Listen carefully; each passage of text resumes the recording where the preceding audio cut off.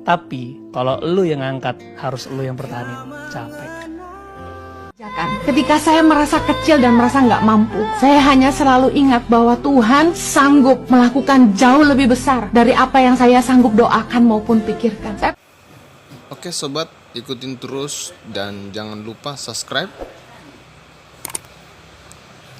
Terus nyalakan loncengnya. Selamat mengikuti.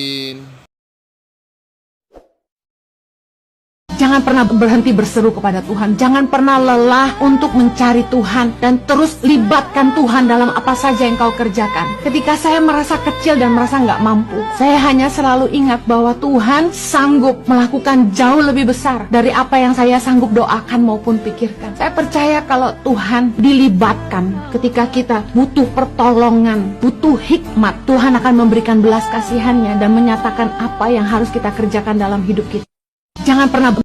Jangan pernah berhenti berseru kepada Tuhan. Jangan pernah lelah untuk mencari Tuhan. Dan terus libatkan Tuhan dalam apa saja yang kau kerjakan. Ketika saya merasa kecil dan merasa nggak mampu, saya hanya selalu ingat bahwa Tuhan sanggup melakukan jauh lebih besar dari apa yang saya sanggup doakan maupun pikirkan. Saya percaya kalau Tuhan dilibatkan ketika kita butuh pertolongan, butuh hikmat, Tuhan akan memberikan belas kasihannya dan menyatakan apa yang harus kita kerjakan dalam hidup kita.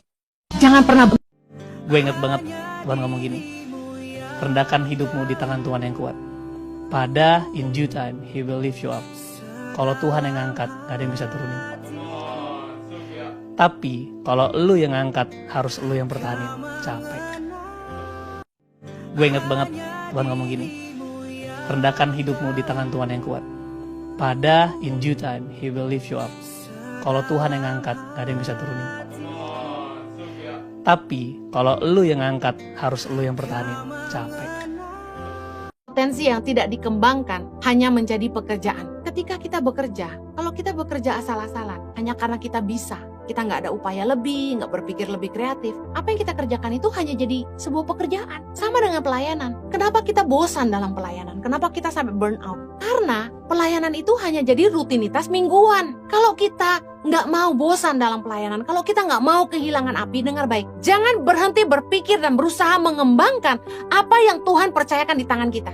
Jangan berhenti berpikir, jangan berhenti kreatif dan semangat untuk mengembangkan apa yang Tuhan percayakan dalam hidup kita. Milikilah api untuk berbagi, senanglah menolong orang lain, be excited. Mari bawa jiwa-jiwa kepada Tuhan. The moment you feel comfort, you will lose the fire. Jangan cari rasa nyaman, kita akan kehilangan api. Kenapa api kita padam? Karena fokus kita sama diri sendiri terus. Mari terus berapi-api untuk melayani Tuhan. Challenge dirimu. Sudah berapa jiwa yang aku bimbing kepada Tuhan? Sudah berapa banyak orang yang hidupnya berubah karena aku layani? Ayo mulai bangun. Mari bangkit untuk layani Tuhan. Anda tahu firman Tuhan mengajar tentang hamba yang setia. Apa sih hamba yang setia itu? Matius 25 ayat 20. Hamba yang menerima 5 talenta itu datang dan ia membawa laba 5 talenta. Katanya, Tuhan, 5 talenta Tuhan percayakan kepadaku. Lihat, aku telah beroleh laba 5 talenta. Ayat 21, maka kata tuannya itu kepadanya, baik sekali perbuatanmu itu, hai hambaku yang baik dan setia. Engkau telah setia dalam perkara kecil, aku akan memberikan kepadamu tanggung jawab dalam perkara yang besar. Masuklah dan turutlah dalam kebahagiaan Tuhanmu. Hamba yang disebut baik dan setia ini adalah ini. Dia tidak hanya melipat kali gandakan talenta yang Tuhan percayakan di tangannya, tapi dia kembali kepada Tuhan. Banyak orang yang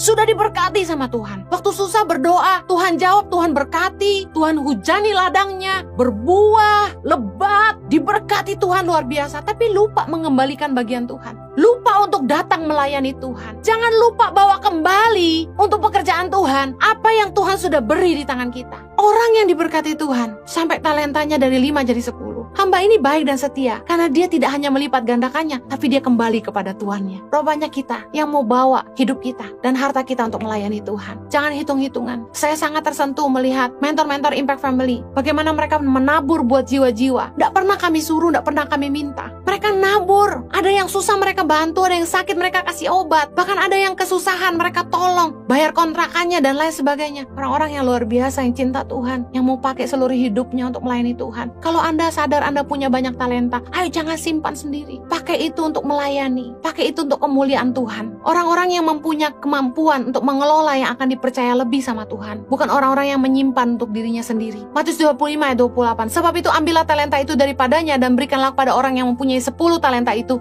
Karena setiap orang yang mempunyai kepadanya akan diberi sehingga ia berkelimpahan. Tapi siapa yang tidak mempunyai, apapun juga yang ada padanya akan diambil daripadanya. Ketika Tuhan mempercayakan talenta kepada kita, jangan cuma disimpan seperti orang yang punya talenta 1, tapi kembangkan itu sehingga kita juga bisa pakai itu untuk melayani. Datang sama Tuhan dan bawalah apa yang Tuhan percayakan di tanganmu. Setialah dengan itu. Apa yang hari ini Tuhan percayakan di tanganmu, kerjakan dengan sungguh-sungguh. Berikan yang terbaik. Muliakan Tuhan dengan hartamu. Muliakan Tuhan dalam pekerjaanmu. Muliakan Tuhan dalam rumah tanggamu. Hadiah yang terbaik bagi Tuhan adalah hidup kita. Muliakanlah Tuhan dengan hidup kita. Hadiah yang terbaik yang kita bisa berikan untuk Tuhan adalah harta kita. Muliakanlah Tuhan dengan harta kita. Hadiah yang terbaik yang kita bisa berikan bagi Tuhan adalah jiwa-jiwa bagi kerajaan sorga.